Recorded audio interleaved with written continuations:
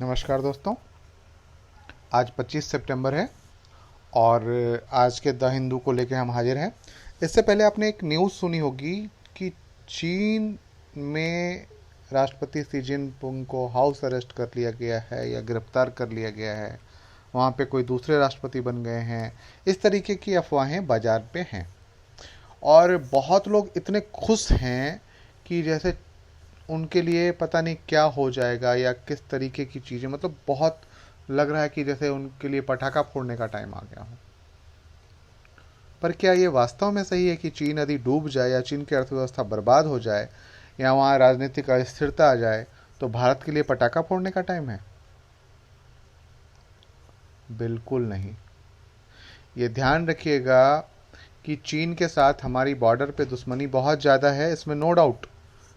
बहुत बड़े मसले हैं बॉर्डर इश्यूज, लेकिन उससे ज़्यादा बड़े इश्यूज तब हो जाएंगे जब आर्थिक रूप से वो टूटेगा, उसकी सप्लाई चेन बाधित होगी, उसकी मैन्युफैक्चरिंग यूनिट तबाह होगी, वहाँ से कंपनियां निकल जाएंगी। तो ये ध्यान रखिएगा कि भारत की अर्थव्यवस्था पर भी बहुत बड़ा असर पड़ेगा। ये ध्यान रखिएगा कि आपके आसपास की चीज़ें जो हैं उनमें से बहुत सारी चीज़ें ऐसी हैं जो चीन निर्मित हैं और चीन निर्मित होने के कारण वो सस्ती हैं। दूसरी बात, हम एक चीज़ और भी बता रहे हैं, हम गाली भले दे लेते हैं राजनीतिक तरीकों से या किसी भी तरीके से, ये समझ लीजिए, लेकिन आप देखो कि आपके यहाँ जो टीवी चल रहा है, आपके यहाँ जो प्रिंटर चल रहा है, आपके यहाँ जो मोबाइल है, आप जिस मोबाइल फ़ोन से सुन रहे हो, आपके यहाँ जो घड़ियाँ हैं, आपके यहाँ जो लाइटें हैं, आपके यहाँ जो पंखे हैं, आपके यहाँ जो डीटीएच बॉक्स है, आपके यहाँ जो इंटरनेट कनेक्शन है, आपके यहाँ जो एसी है, आपके यहाँ जो फ्रिज है, वो कहीं ना कहीं चीनी उत्पादों से जुड़ा हुआ है। इवन आपके यहाँ जो खिलौने हैं, आप जो मतलब दीपावली में चाहे गणेश जी की मूर्ति प्रतिमाएं खरीदते हो या झालरें खरीदते हो, वो सब कहीं ना कहीं चीन से जुड़ी हुई हैं, है ना। आप भले विरोध कर लें, पर हम अभी इतने कैपेबल नहीं हुए हैं कि हम खुद से बना लें या बनाने में सक्षम हो जाएं जो हमारी घरेलू आवश्यकताओं को पूरा कर सके। और यदि चीन पूरी तरीके से बर्बाद होता है तो ये जो चीन से कारोबार करने वाले लोग हैं या चीन से जो सामान आयात करते हैं, इंपोर्ट जो करते हैं, तो यदि आपने इतिहास पढ़ा है तो आपको एक चीज़ बहुत अच्छे से पता होगी कि जब भारत के घरेलू हस्तशिल्प बर्बाद हुए तो भारत में अकालों की बारंबारता बढ़ जाती है। क्यों बढ़ जाती है? क्योंकि जो व्यक्ति हैं जो हस्तशिल्प उद्योग में लगे हुए थे वो कृषि की तरफ मुड़ते हैं और कृषि में जो शेयरिंग थी वो बहुत ज़्यादा हो जाती है। तो आप ये समझिए कि जो कारोबारी या जो व्यापारी या जो दुकानदार इन सब चीज़ों से जुड़े हुए हैं उनका करियर ठप होगा, उनकी बिक्री ठप होगी या उनका इंपोर्ट ठप हो जाएगा। तो वो क्या करेंगे? वैकल्पिक रोजगार की ओर बढ़ेंगे। तो इसका दबाव कहाँ पड़ेगा? जो सामान्य रोजगार हैं उसी पे पड़ेगा। और इसका अंततः दबाव कहाँ पड़ेगा? तो हमारी अर्थव्यवस्था पे। तो इसलिए खुश मत होइए, है ना। यदि वो अर्थव्यवस्था बर्बाद होती है तो वो बहुत बड़ा सुनामी लेके आएगी, और सिर्फ भारत के लिए नहीं, पूरे विश्व व्यवस्था के लिए। तो दुआ कीजिए कि राजनीतिक स्थिरता जो भी हो वो ख़त्म हो जाए, सरकारें बदल जाएं। हाँ, हम ये आशा कर सकते हैं कि ऐसी सरकार आए जो भारत के साथ मुद्दों को सही से सुलझा ले, वो अलग बात है। लेकिन आप यह दुआ मत कीजिए या इस तरीके की दुआएं मत मांगिए कि चीन की अर्थव्यवस्था बर्बाद हो जाए। उसका बहुत बड़ा असर भारतीय अर्थव्यवस्था पर भी पड़ेगा। ठीक है, तो आज बहुत लोग खुश हैं। तो आप अब इस विश्लेषण के बाद तो आपको, मुझे नहीं लगता कि आपको उतनी खुशी मिलेगी, है ना। ओडिशा रिच क्योंझर, है ना, पुअर इन चाइल्ड हेल्थ। जो ओडिशा का क्योंझर डिस्ट्रिक्ट है, there is a few districts in India that can match the financial muscle of Kyonjhar in Odisha. Yet the district suffers for ignominy of having highest number of stunted, underweight children and anemic pregnant women among 30 districts in the state. अभी यहाँ पे एक चीज़ बताता हूँ मैं, ये क्या कारण होता है, इसका कारण बताता हूँ मैं। मान लीजिए एक ये घर है या एक ये गांव है और यहाँ पे 100 परिवार हैं। इन 100 परिवार में 10 परिवार की आमदनी 20 करोड़ रुपए पर मंथ है। तो 10 परिवार 20 करोड़ कमा रहे हैं, मतलब 200 करोड़। अब इस गांव की आमदनी तो 200 करोड़ है। यदि हम एवरेज निकालते हैं तो पर व्यक्ति कितना कमा रहा है? 2 करोड़। लेकिन जो कमा रहे हैं वो कौन है? सिर्फ 10 व्यक्ति। 90% की जो इनकम है वो 2 लाख रुपए भी नहीं है ना। 90% की इनकम जो है वो 2 लाख रुपए भी नहीं है। यदि 2 लाख रुपए भी नहीं है तो वो 90% कुपोषण का शिकार होंगे, माल न्यूट्रिशन का शिकार होंगे, एनीमिया का शिकार होंगे। और सेम सिचुएशन ऐसा होता है।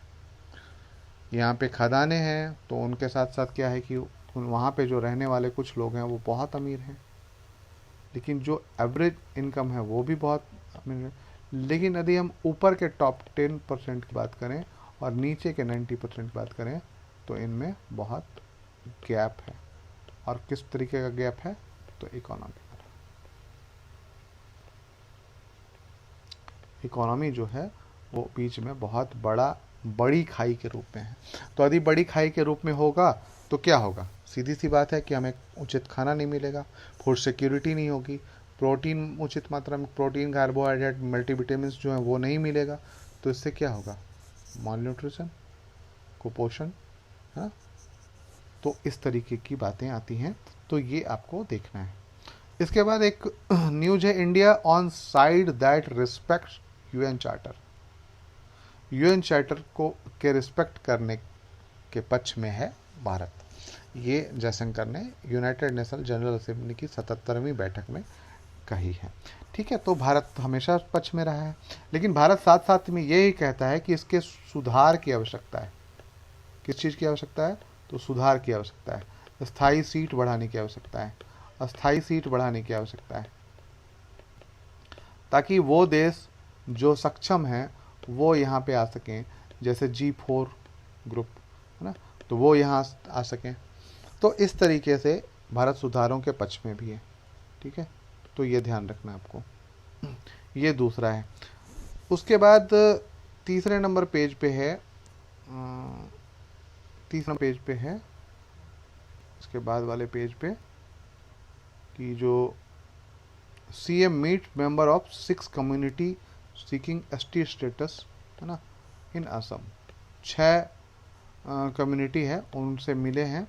अब यहाँ पे कौन कौन है? तो आदिवासी, कोंज राजवंशी, चूटिया, मटक, मोरा एंड ताई अहोम। ये 6 कम्युनिटी हैं। तो इनको याद रखना है आपको कि ये 6 कम्युनिटी हैं। और सबसे बड़ी बात आपको पता होना चाहिए कि ST को कैसे संविधान में आरक्षण कैटेगरी में कैसे शामिल किया जाता है या अनुसूचित जाति में कैसे शामिल किया जाता है, इसके बारे में आपको देखना है।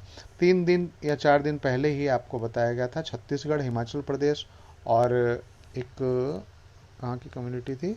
तमिलनाडु की, है ना, तो उनको शामिल किया गया था। तो उनके बारे में आप वहाँ पे डिटेल दिया गया था, आप वहाँ से देख लीजिएगा। और इसके लिए भी देख रखिएगा, ये चर्चा में रह रहा है तो हो सकता है सवाल इस पूछा जाए। इसके बाद है a Jain heritage site in Tamil Nadu battle the elements. अब यहाँ पे इंपॉर्टेंट ये है कि कौन सी साइट है? सितनवासल, है ना, सितनवासल रॉक कैव टेम्पल इन पुट्टुकोटी। अब यहाँ पे आपको क्या देखना है? तो देखना यह है कि कहाँ पे है और किस नदी के किनारे है। कावेरी नदी के दक्षिण में है, ये ध्यान रखिएगा। सितनवासल, चितनवासल दोनों कहा जाता है। ठीक है, और इसके बारे में डिटेल देख लीजिएगा। ये CCRT में भी आपको मिल जाएगा, वहां से भी देख सकते हैं और यहां से पढ़ लीजिएगा। यदि यहाँ पे चर्चा में है तो ये प्रारंभिक परीक्षा के लिए बहुत इम्पोर्टेंट होता है ना। तो प्रिलिमिनरी टेस्ट के लिए ये बहुत इम्पोर्टेंट हो जाता है, तो इसको आप ज़रूर देख लीजिएगा।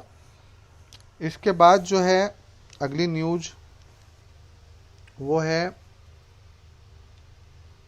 Odisha offering cash incentive to PVTG, है ना। ओडिशा जो है कैश इंसेंटिव देने की बात कर रही है पीवीटीजी को।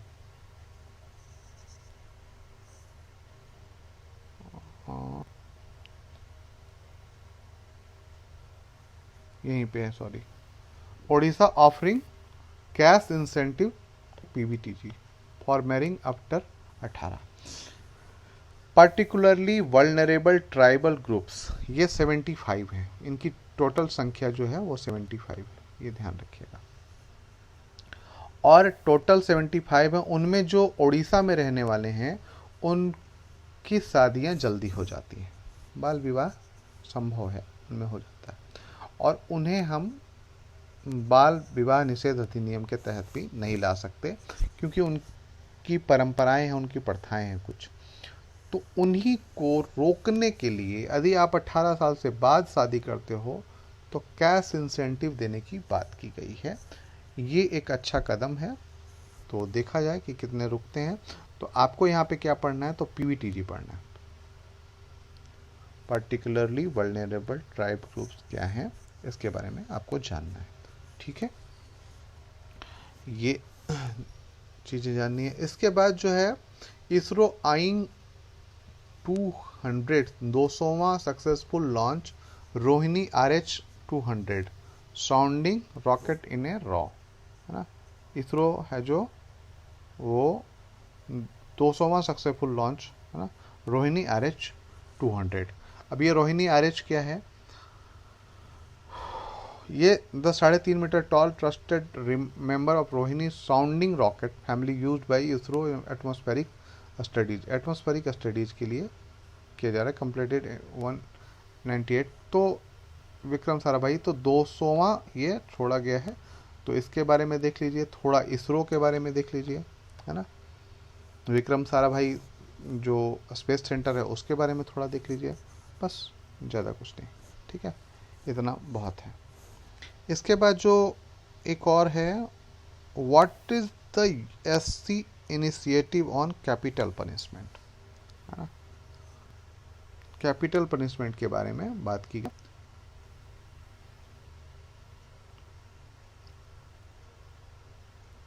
What is the SC initiative on capital punishment, capital punishment मतलब मृत्यु दंड के लिए जो सुप्रीम कोर्ट ने क्या सुधार किया है।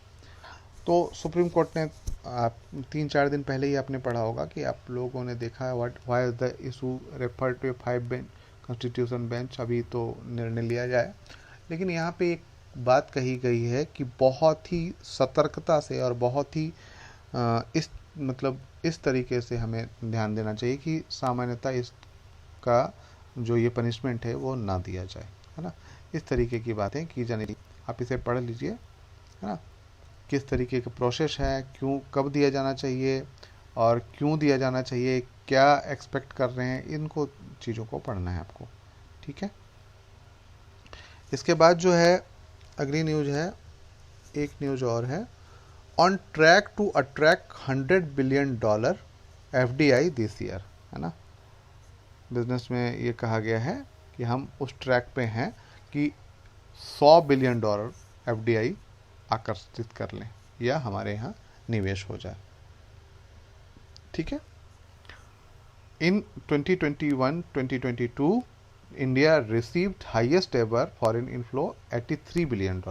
This FDI has come from 101 countries and invested across 31 union territories and states and 57 sectors in the country, the Commerce and Industry Ministry said on the back of economic reforms। अब यहाँ पे जो है हम लोग कितना टारगेट कर रहे हैं, तो $100 बिलियन, तो ठीक है, देखते हैं किस तरीके से हम लोग कर पाएंगे, है ना। क्योंकि हम लोगों ने 2021-22 में $83 बिलियन का तो कर लिया था, तो $100 बिलियन बहुत ज़्यादा नहीं रखा गया है, या मतलब $16.6 बिलियन ज़्यादा रखा गया है।